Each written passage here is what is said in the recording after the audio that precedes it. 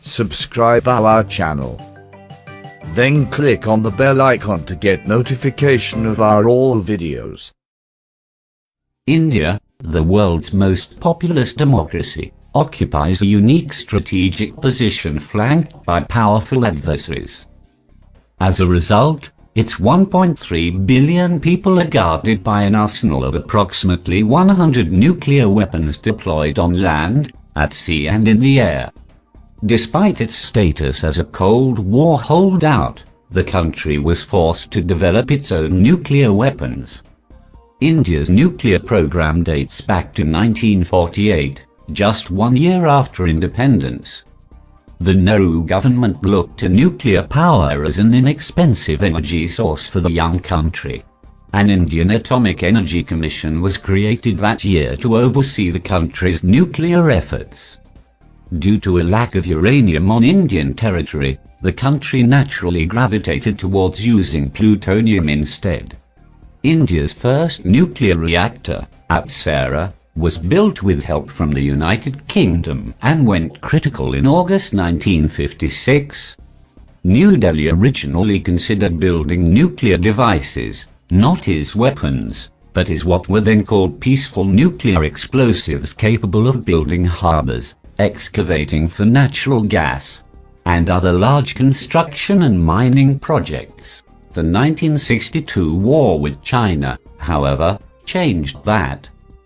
The limited attack on Indian territory could have been much worse had the two countries engaged in all-out war, particularly if Pakistan and China had paired up together. Furthermore, although China was not yet a nuclear power, its nuclear status was considered an inevitability, and a nuclear Beijing could blackmail India into territorial concessions at the risk of atomic annihilation. India's first nuclear test was conducted on May 18, 1974, at the Pokhran test range in the Rajasthan desert. The device, nicknamed Smiling Buddha, had an explosive yield of between 6 and 15 kilotons. The Hiroshima device is generally estimated at 16 kilotons. The test was conducted in an underground shaft to contain radiation. India described the test as peaceful in nature, but China's nuclear status, achieved in 1964, meant that it was almost certainly designed to be a weapon. The test propelled India into the so-called nuclear club that had previously consisted of the United States, Soviet Union, the United Kingdom, France and China. India refrained from nuclear testing for another 24 years, until detonating 3 devices on May 11, 1998, and another 3 on May 13. Most of the devices had low yields, between 200 and 500 tons, suggesting they were designed to be tactical nuclear bombs. But one device was a thermonuclear device that failed and reached a yield of only about 45 kilotons. Today India is estimated to have at least 520 kilograms of plutonium, enough for, according to the Arms Control Association, between 100 and 120 nuclear devices. New Delhi describes this a credible minimum deterrent against neighboring nuclear powers China and Pakistan. By comparison, Shinoich must also contend with nuclear rival the United States has enough fissile material for between 200 and 250 devices. Pakistan is thought to have an arsenal of 110 to 130 devices. India has a firm no first-use policy with regards to nuclear weapons, vowing to never be the first to use them in any conflict and only use them to retaliate in kind. As a result, India has built its own triad of land, sea and air forces, all equipped with nuclear weapons. The first leg to develop was likely tactical nuclear devices for strike aircraft of the Indian Air Force. Today, India possesses more than 200 Su-30 Mki twin-engine fighters, 69 MiG-29 seconds and 51 Mirage 2000 fighters. It is likely at least some of these aircraft have been modified and trained to carry nuclear gravity bombs to their targets.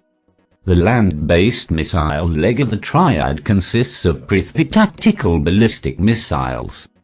First produced in the late 1990s, Prithvi initially had a range of just 93 miles, but future versions increased their range to 372 miles.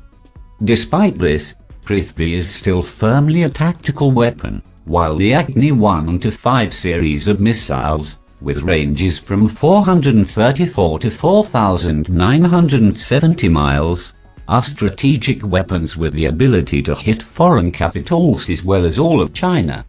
India is also developing Agni 6 with range of 6,000 kilometers. For the sea-based attack, India is building 4 nuclear ballistic submarine SSBM. First of these are Arihant-class submarine. INS Arihant has already been inducted, and second submarine INS Arigort has been launched few days ago. To arm these SSBM, DRDO is developing submarine launch ballistic missile. Already K-15 Sagiraiku SLBM with a range of 750 km armed the INS Arihant. Development of K-4 missile with range of 3,500 km is going on. K-6 with 5,000 km range is also on the table. So we can say that nuclear strength of India is enough and trustable to deter against Pakistan and China. Thank you everyone for watching this video. Don't forget to subscribe our channel.